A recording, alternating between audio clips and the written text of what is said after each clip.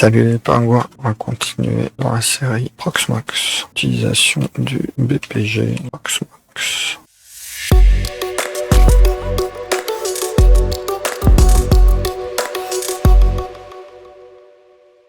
Alors, on va partir de zéro, on va partir sur l'hyperviseur Proxmox, et suite à la non-maintenance du provider Telmate. Donc, on va aller tranquillement regarder la doc, on se fait pas de place comme d'habitude. Nous, on veut faire une authentification par token API. On va vouloir créer un user, rajouter un rôle, lier ce rôle au user et enfin générer une clé de token. On va commencer par celui-là, on va l'appeler OpenTofu. On va ensuite rajouter un rôle, on n'a pas besoin du sudo, on est arrivé en route. On va l'appeler OpenTofu. Pour l'instant, comme OpenTofu est en version 1.6 et que c'est un fork de Terraform, pour l'instant, les fonctionnalités sont, on va dire, similaires. Donc, on a notre rôle. On va du coup lier notre user. Notre user, c'est OpenTofu. On est en PVE pour le realm. Et notre rôle s'appelle OpenTofu. On va ensuite vérifier que peut générer un token. Je sais pas si CTRL-SHIFT-V. CTRL-SHIFT-V. On va générer un token pour OpenTofu PVE et on va lui mettre un ifsep et on a donc notre valeur. Avec toutes ces informations, on va aller voir dans mon fichier de var tf. On a un user qui est OpenTofu, on retrouve ici le realm qui est PVE et mon token s'appelle provider. Et enfin, mon token qui est ici. Donc, ça c'est fait. Moi, j'injecte ma clé SSH directement par défaut. On va aller voir le main qu'on va vouloir lancer. Donc le main, c'est un clone de la VM qui est d'ID 1000. Si on regarde ici, on voit que pour l'instant, on n'a aucune VM de template. On va aller corriger ça en allant directement dans le diamond phrase code Ansible.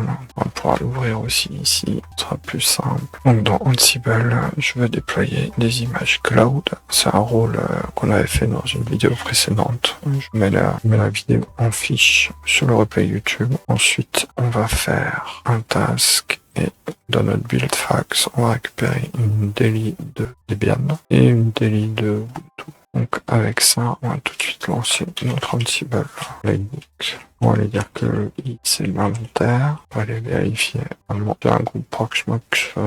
Alors ça devrait être Proxmox tout court. Ici, on lui dit un Proxmox tout court. Donc on a l'inventaire et on fait un deploy cloud image. Donc pour cette partie-là, j'ai pas encore besoin de l'API key vu que ce sont des commandes qui importent directement à partir du compte route sur l'hyperviseur. On est plutôt bien.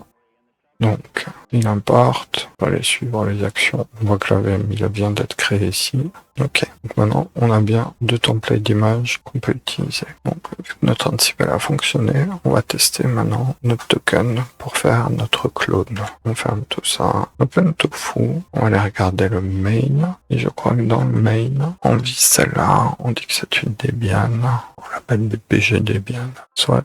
On lui donne l'IP 180 et on lui change la VM avec le user et comme mot de passe on aura Tofu. Par rapport à hier, j'ai changé les data stores. J'avais l'import qui se passait sur le local LVM. Et ce local LVM, en fait, c'est du disque dur et pas du SSD. Donc maintenant, j'ai posé les templates directement sur un SSD qui s'appelle SSD Back. Et je veux faire mes clones directement sur le front. C'est ça. Ok, on va passer directement sur le Tofu. On se met dans le Proxmox qu'on a déployé. On fait un Tofu init pour vérifier qu'on est bien tout le plugin. Donc il télécharge. Un Tofu plan, vérifier que notre syntaxe est correcte, et on fait un Tofu apply. Donc hier, je crois que j'ai 40 secondes à peu près de temps d'exécution. On va voir ça un peu plus vite. Et on est parti. Donc, il a déjà créé la coquille. A priori, il a terminé l'import de disque. On va essayer de choper le boot. Il vient de l'allumer. Si je vais dans la console, il me dit que c'est bon. On voit bien le boot de la machine. Donc à la fin du boot, on voit bien le download pour la mise à jour. A priori, il a fini son boot. Il a fallu 32 secondes. On va de ce pas tester ça. Donc on va aller se connecter sur la 181, autorise l'échange de clés. Et là, on voit le message qui nous dit qu'il faut se connecter avec l'utilisateur Debian. On va se connecter en Debian, l'échange de clés est passé.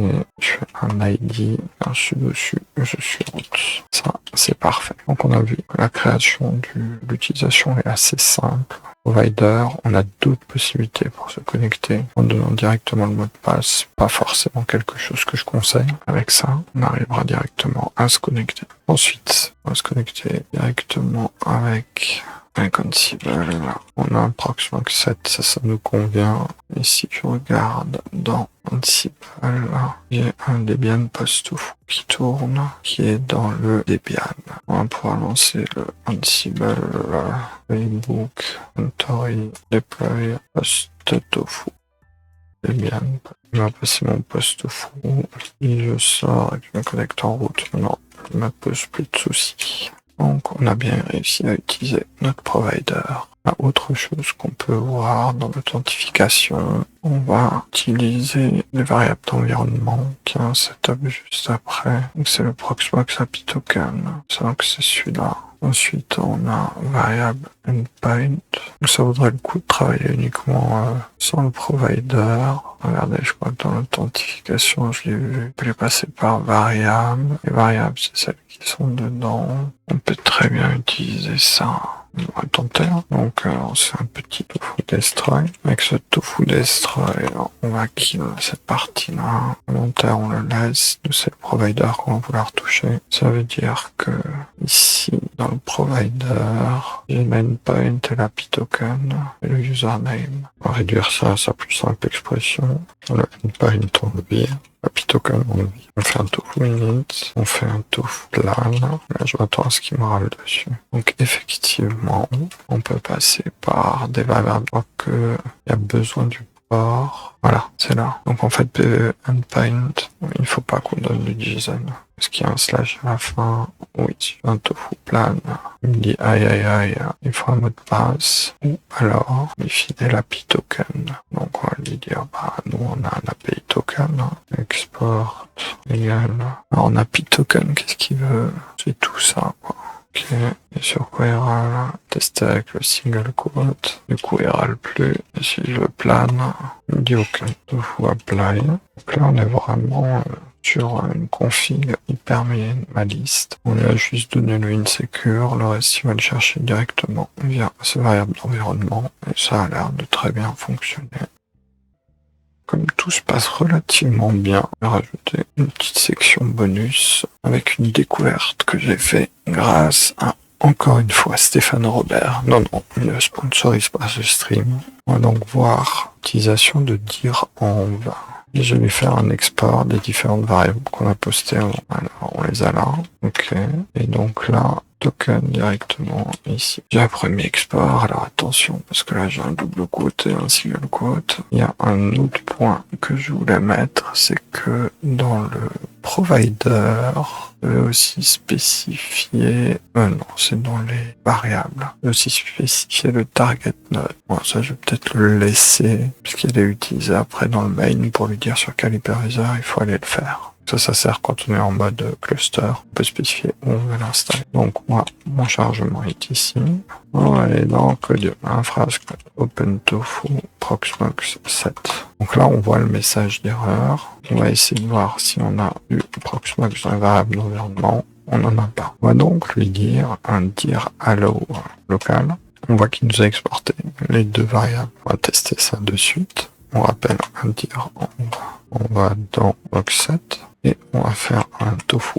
Fichier l'hyperviseur. Je sais pas si on a déjà encore déployé la VM ou pas. Ouais, la VM est encore déployée. Donc si je fais un tofu destroy, il ne m'embête pas du tout et il a bien gardé ses variables à l'intérieur. Je fais un env rep proxmox. J'ai bien mes variables. Je vais aller du coup dans proxmox 2. Si je fais la même chose, je ne retrouve pas mes variables. Ça veut dire que en passant d'un répertoire à un autre, il va directement me charger mes variables d'environnement. Avec ça, vous pouvez vous faire un auto-load ou un auto-override de tout ce qui est variable d'environnement. On va aller de ce pas s'occuper de Proxmox V2. Donc on va faire un touch du point ENVRC. Donc il nous dit marche pas, il faut l'autoriser. Nous on va prendre ça, on va tous les fermer dans Proxmox 2. J'ai mon environnement du coup qui est le 2. Par contre j'ai vu que dans mes var, mon token n'était absolument pas le même. En single quote parce que j'ai eu des soucis avant à cause du point d'exclamation. On fait un point, on fait un Proxmox pour retourner dans le 2. Il nous dit toujours pas le droit. On va lui donner un dir du local et il nous exporte bien les deux variables à vérifier. Donc c'est bien le Proxmox 2 qui sort. Et ici, je passe en Proxmox 7. On a bien le Proxmox 7 qui sort avec les tokens qui sont différents. Voilà, vous avez pu voir la puissance de dir en Env et la possibilité de personnaliser vos environnements de manière automatique. Merci d'avoir suivi la vidéo. DevOps, c'est bien.